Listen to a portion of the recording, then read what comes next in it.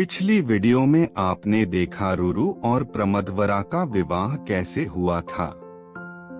आइए इसके आगे देखते हैं। प्रमदवरा पुनर्जीवित हो गई थी, लेकिन रुरु यह नहीं भूल पाया था कि एक घातक सांप के काटने की वजह से उसकी प्यारी पत्नी ने अपना जीवन खो दिया था। उसके मन में सांपों की पूरी नस्ल के खिलाफ अत्यधिक द्वेष भर गया था और अपने कष्ट का बदला सांपों से लेने का रुरु ने निश्चय कर लिया था। इस कारण जब भी उसे कोई सांप उसे दिखाई देता था, वह किसी न किसी हथियार से उसे मार डालता था। एक दिन जंगल में भटकते हुए रुरु ने एक बुढ़े सांप को जमीन पर पड़ा हुआ देखा। गुस्से से भरकर रुरु ने अपनी चलने की छड़ी को उठाकर उसको मारना चाहा। अचानक उस सांप ने रुरु से बातें करना शुरू कर दिया। हे ब्राह्मण, मैंने तुम्हारा कोई नुकसान नहीं किया है, फिर भी तुम मुझे क्यों मारना चाहते हो? रुरु ने जवाब दिया, हाँ, यह बात सच है कि तुमने मेरा कोई नुकसान नहीं किया, लेकिन मेरी पत्नी को एक बार एक घातक सांप ने काटा था। इसलिए जो भी सांप मुझे दिखाई देता है, मैं उसे मार डालता हूँ। फिर उस सांप ने उसे आश्वस्त करने वाले स्वर में कहा, इंसानों को काटने वाले सांप अलग होते हैं। मैं डुंडुग प्रकार का सांप हूँ और हम किसी को काटते नहीं हैं। इसलिए तुम मुझे मारकर बहुत बड़ा पाप करने जा रहे हो। रुरु ने तब देखा कि सांप डर के मारे कांप रहा था। करुणा से भरकर उसने अपनी छड़ी को नीचे कर दिया। उसने सांप से पूछा, तुम मुझसे बात कर रहे हो, इसका मतलब है कि तुम कोई साधारण सांप नहीं हो। कृपया तुम मुझे अपना परिचय दो। सांप ने फिर उत्तर दिया, मैं सहस्त्रपाद नामक ब्राह्मण हूँ। एक ऋषि के शाप ने मेरे मानव शरीर को सर्परूप में परिवर्तित कर दिया है। रुरु ने सहस्त्रपाद को उसकी पूरी कहानी सुनाने का अनुरोध किया। सहस्त्रपाद ने अपने दुर्भाग्य की कहानी सुनाना शुरू किया। उसने कहा, खगम नाम से मेरा एक दोस्त था।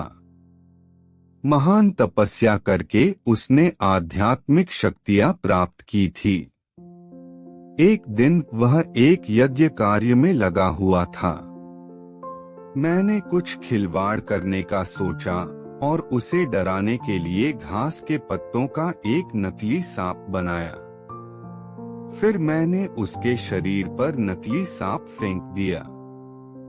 नकली सांप से खगम डर गया। उसे डरते देख मैं हंसने लगा।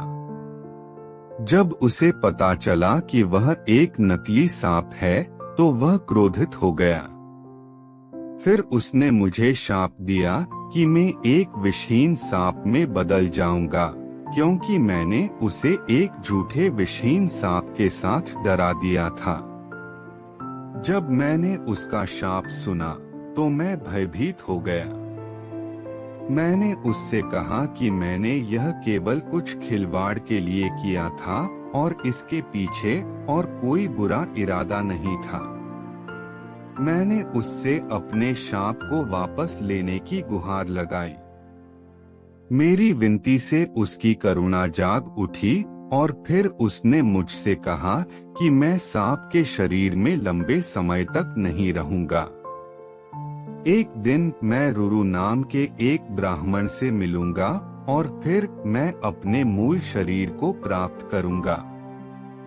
मुझे खुशी है कि आज मैं तुमसे मिला हूँ और मेरा शाप हट गया है। जैसे ही सहस्त्रपाद ने अपनी कथा सुनाई, उसका सांप का शरीर छूट गया और उसे एक शानदार मानवीय देह की प्राप्ति हो गई। सहस्त्रपाद ने फिर रुरु से कहा, मैं तुम्हें कुछ महत्वपूर्ण बात बताऊंगा। किसी भी जीव के प्रति अहिंसा ये सबसे बड़ा गुण है। अहिंसा उन लोगों के लिए विशेष रूप से महत्वपूर्ण है जो तपस्या करने में लगे हुए हैं और आध्यात्मिक मार्ग पर चल रहे हैं। इस संबंध में तुम्हें एक कहानी सुननी चाहिए कि किस प्रकार आस्तिक नामक एक तपस्वी ने राजा जन्मेजय के सर्पमेध यज्ञ में पूरी सर्प जाति को विनाश से बचाया था। तब रुरु ने सहस्त्रपाद से अनुरोध किया कि वह उसे आस्तिक की कहानी और राजा जन्मेजय के सर्पमेध यज्ञ के बारे में बताए। लेकिन सहस्त्रपाद ने कहा, तुम इस कहानी को उचित समय आने पर अपने आप सुन लोगे। ऐसा कहने के बाद सहस्त्रपाद वहां से गायब हो गया। रुरु ने जंगल में सहस्त्रपाद की तलाश की, लेकिन उसे वह नहीं मिला। निरर्थक खोज के कारण निराश होकर वह घर लौट आया और उसने अपने पिता प्रमति ऋषि से राजा जन्मेजय के सर्पमेध यज्ञ की कहानी सुनाने का अनुरोध किया। फिर प्रमति ऋषि ने रुरु को सर्पमेध यज्ञ की कहानी सुनाई कि कैसे राजा जन्मेजय ने सर्प जाति का विनाश करने के सर्पमेध यज्ञ का आयोजन किया और कैसे आस्तिक ऋषि ने उस महाविनाशक यज्ञ को रोककर सर्प जाति की रक्षा की। इसके आगे जानने के लिए नेक्स्ट वीडियो में देखें। आपको यह वीडियो कैसी लगी इसके बारे में जरूर कमेंट करके बताएं।